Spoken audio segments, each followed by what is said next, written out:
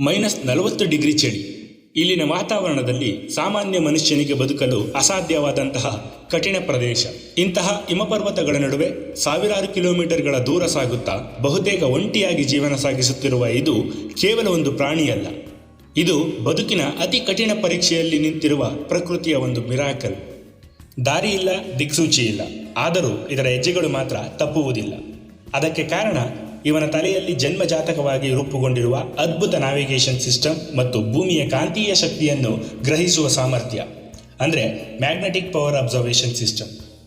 ಇನ್ನು ಹಿಮದ ಕೆಳಗೆ 3 ಅಡಿ ಆಳದಲ್ಲಿ ಅಡಗಿರುವ ಪ್ರಾಣಿಯ ಸಣ್ಣ ಉಸಿರಾಟದ ಶಬ್ದವನ್ನು ಮತ್ತು ವಾಸನೆಯನ್ನು ಮೈಲಿಗಳ ದೂರದಿಂದಲೇ ಗ್ರಹಿಸುವ ಇವನ ಆಲ್ಫ್ಯಾಕ್ಟರಿ ಸೆನ್ಸ್ ಇದೆಯಲ್ಲ, ಅದು ಈ ವಿಜ್ಞಾನ ಲೋಕಕ್ಕೂ ಇನ್ನೂ ಸಂಪೂರ್ಣವಾಗಿ ಅರ್ಥವಾಗಿಲ್ಲ.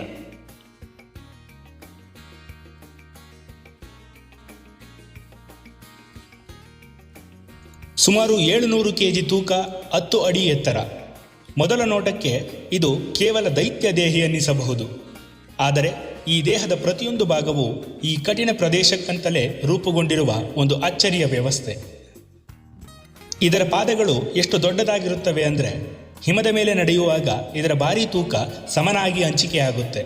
ಆದ್ದರಿಂದ ನಿರ್ಭಯವಾಗಿ ಹಿಮದ ಮೇಲೆ ಚಲಿಸುತ್ತವೆ. ಇದರ ಬಿಳಿ ರೋಮದ ಕೆಳಗೆ ಒಂದು ಕಪ್ಪು ಚರ್ಮವಿದೆ. ಅದು ಸೂರ್ಯನಿಂದ ಬರುವ ಅತಿ ಕಡಿಮೆ ಶಾಖವನ್ನು ಹೀರಿಕೊಂಡು ದೇಹಕ್ಕೆ ಕೊಡುತ್ತೆ.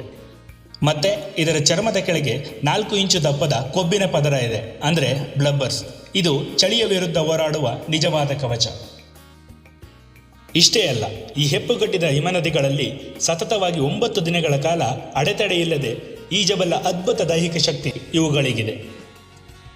ಇದರ ಒಂದೇ ಒಂದು ಪಂಜದ ಏಟಿಗೆ ಎಂತಹ ಗಟ್ಟಿಯಾದ ಹಿಮವು ಪುಡಿಪುಡಿಯಾಗುತ್ತೆ.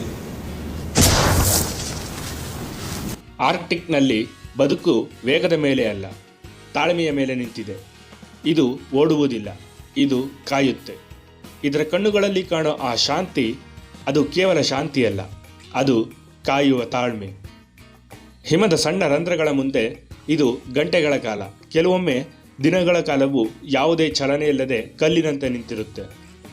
ಇವುಗಳ ಮುಖ್ಯ ಆಹಾರವೇ ಆರ್ಕ್ಟಿಕ್ನ ಕೊಬ್ಬಿನಿಂದ ತುಂಬಿರುವ ರಿಂಗ್ ಸೀಲ್ಸ್ ಪ್ರಾಣಿಗಳು. ಆ ಸೀಲ್ ಪ್ರಾಣಿಗಳು ಉಸಿರಾಡಲು ಮೇಲಕ್ಕೆ ಬರುವ ಆ ಕ್ಷಣದವರೆಗೂ ಶಾಂತವಾಗಿರುವ ಇದರ ದೇಹ ಏಕಾಏಕಿ ಚಲಿಸುತ್ತೆ. ಒಂದೇ ಕ್ಷಣದಲ್ಲಿ ಇದರ ತಾಳ್ಮೆ ರೌದ್ರ ಬೇಟೆಯಾಗಿ ಮಾರ್ಪಡುತ್ತದೆ. ಆದರೆ ಈ ಬೇಟೆ ಅಷ್ಟು ಸುಲಭ ಅಲ್ಲ. ಪ್ರತಿ ಬೇಟೆಯೂ ಸಕ್ಸಸ್ ಆಗೋದಿಲ್ಲ. 10 ಬಾರಿ ಪ್ರಯತ್ನಿಸಿದರೆ ಕೇವಲ ಒಂದೇ ಒಂದು ಬಾರಿ ಇವುಗಳಿಗೆ ಸಕ್ಸಸ್ ಸಿಗುತ್ತೆ. ಉಳಿದ ಸಮಯ ಇದರ ಜೊತೆ ಇರುವುದು ಹಸಿವು ಮಾತ್ರ. ದಟ್ಟ ಹಿಮಪರ್ವತಗಳ ಲೋಕದ ರಾಜನಾಗಿರುವ ಇದು ಇಂದು ತನ್ನದೇ ಸಾಮ್ರಾಜ್ಯದಲ್ಲಿ ಬದುಕೋಕೆ ಹೋರಾಡ್ತಿದೆ. ಜಾಗತಿಕ ತಾಪಮಾನದಿಂದ, ಅಂದರೆ ಗ್ಲೋಬಲ್ ವಾರ್ಮಿಂಗ್ನಿಂದ ಆರ್ಕ್ಟಿಕ್ನ ಹಿಮ ನಿಧಾನವಾಗಿ ಕರಗ್ತಿದೆ. ಇದು ಬೇಟೆಯಾಡಲು ಅವಲಂಬಿಸಿದ್ದ ಆ ಹಿಮದ ವೇದಿಕೆ ಇವತ್ತು ಕ್ರಮೇಣ ಕಡಿಮೆಯಾಗುತ್ತಾ ಬರುತ್ತಿದೆ. ಒಮ್ಮೆ ಗದ್ದಿನಿಂದ ನಡೆದುಕೊಂಡು ಹೋಗುತ್ತಿದ್ದ ಆ ಜಾಗದಲ್ಲಿ ಇವತ್ತು ಇದು ಮೈಲಿಗಟ್ಟಲೆ ಈಜಬೇಕಾಗಿದೆ. ಆಹಾರ ಸಿಗದೆ ಹಸಿವಿನಿಂದ ಇದರ ದೇಹ ಕರಗ್ತಿದೆ. ಜಗತ್ತಿನ ಅತಿ ಕ್ರೂರ ಬೇಟೆಗಾರ ಅಂತ ಕರೆಯಲ್ಪಡುವ ಇದು ಇವತ್ತು ತನ್ನದೇ ಲೋಕದಲ್ಲಿ ಅಸಹಾಯಕನಾಗಿ ಬದುಕ್ತಿದೆ.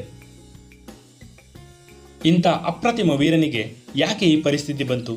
ಇದು ಇದರ ದುರ್ಬಲತೆ ಅಲ್ಲ, ಇದು ಬದಲಾಗುತ್ತಿರುವ ಪ್ರಕೃತಿಯ ಕಠಿಣ ಮತ್ತು ಕಹಿ ಸತ್ಯ. ಪ್ರಕೃತಿಯ ಪ್ರತಿಯೊಂದು ಜೀವಿಗೂ ತನ್ನದೇ ಆದ ಕತೆ ಇದೆ.